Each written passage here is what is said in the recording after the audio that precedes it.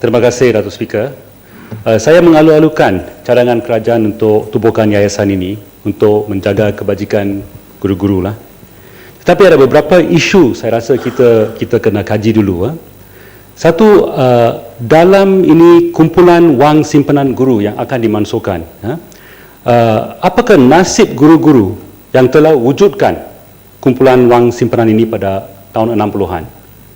Pada kefahaman saya ada lebih kurang 10,000 guru pada masa itu yang bukan dalam khidmat kerajaan, mereka contract workers, dan mereka telah mencarumkan satu percentage kecil daripada gaji mereka kepada kumpulan wang simpanan ini. Dan so sekarang apakah nasib mereka? So adakah cadangan untuk pakai dana dalam ini yayasan untuk bantu mereka? Kerana sekarang mereka, ramai daripada mereka saya ingat sudah pension, sudah bersara. So untuk mereka ataupun untuk jika mereka sudah meninggal balu mereka, adakah apa-apa cadangan yang akan dipakai, ini dana akan dipakai? Kerana saya difahamkan juga dana ini besar juga, kerana mereka ada hartana, mereka ada bangunan lebih kurang beberapa ratus juta ringgit. So ini saya harap ini yayasan akan juga tumpu pada guru-guru yang lama yang pernah wujudkan dana ini dan tengok apakah kebajikan mereka, jangan lupakan mereka. Satu lagi dalam isu ini ialah dari segi undang-undang, bila satu dana diwujudkan oleh satu kumpulan, bolehkah ianya dimansuhkan tanpa kita ada perhubungan, kita ada dialog dengan kumpulan yang wujudkan dana ini? Kerana itu beratus-ratus juta ringgit yang berada dalam kumpulan wang simpanan guru itu diwujudkan daripada caruman guru pada 60-an. So sekarang kita mansuhkan itu dan pindah untuk pakai juga untuk guru-guru, tapi satu guru-guru yang lain. Adakah ini dari segi undang-undang, adakah ini sah, ataupun adakah kita ini ada masalah dengan undang-undang? So itu isu satu, harap Menteri akan jawab itu. Yang kedua ialah pasal 10 dalam ini undang-undang ini, berkenaan dengan keanggotaan lembaga yayasan guru. Pada saya nampaknya ini terlalu top heavy, di mana ramai orang, hampir semua orang ditetapkan oleh Menteri Kewangan dan juga Menteri Pendidikan, juga KSU Pendidikan, Ketua Pengarah Pendidikan dan beberapa orang daripada Kementerian Pendidikan yang ditetapkan lantik oleh Menteri. Tapi langsung tiada ruang untuk suara-suara guru-guru biasa untuk mewakili kehendak mereka, hasrat mereka dalam lembaga ini.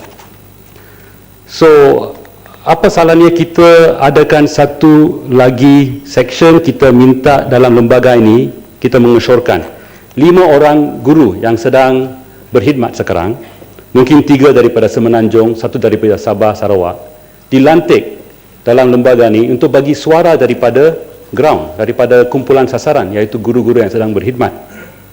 Dan jika boleh, mereka harus dilantik bukan oleh Menteri, tapi oleh Kesatuan Guru-Guru, National Union of Teachers Profession, NUTP. Itu akan bagi satu feedback daripada kumpulan sasaran.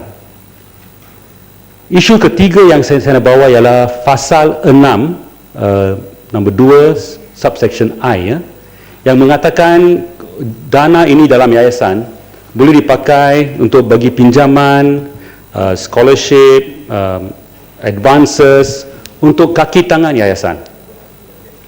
So adakah harus kita menghadkan kuantiti, kuantum yang boleh diberi kepada kaki tangan yayasan? Kerana sekarang kita ada 400,000 guru di negara kita. So jika kita nak buka kemudahan untuk kaki tangan yayasan, mungkin 400 orang, haruskah kita katakan hanya 0.1%? Jika kita ikut bilangan 400,000 guru, 400 orang kaki tangan, hanya 0.1% of the total outlay harus diberi kepada kaki tangan. Takutlah jika ini lebih membantu kaki tangan daripada membantu guru-guru yang jadi Adakah ini harus jadikan satu syarat dalam dana ini, ya? Poin yang terakhir saya nak bawa ialah pasal 33 berkenaan dengan laporan. Saya ingat laporan ini juga harus dibawa dalam website yayasan ini, dan senarai semua bantuan yang diberi kepada kaum guru disenaraikan supaya guru-guru lain pun boleh tengok siapa dapat, negeri mana dapat, ya. Ini satu cara feedback lah, ya? Kita ada check and balance, ya? Akhir sekali, akta ini menunjukkan satu kesedaran kerajaan bahawa sistem laissez-faire, sistem pasaran bebas tidak dapat menjaga segala kepentingan rakyat kita. Bahawa rakyat kita melalui kerajaan harus ada program-program tertentu untuk menjaga kepentingan rakyat. So, saya ingin mengusulkan sini, bolehkah kerajaan kaji sistem pension, satu skim pension untuk semua pekerja di sektor swasta. Kerana kita ada lebih kurang 5-6 juta orang pekerja sektor swasta. Situasi mereka lebih susah daripada guru-guru. Guru-guru yang kerja dengan kerajaan, mereka ada pension. Tapi ini orang-orang yang kerja untuk sektor swasta, mereka hanya ada KWSP.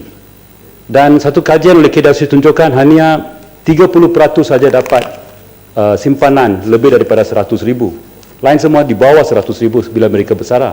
Ini tak akan sampai bila mereka usia lebih.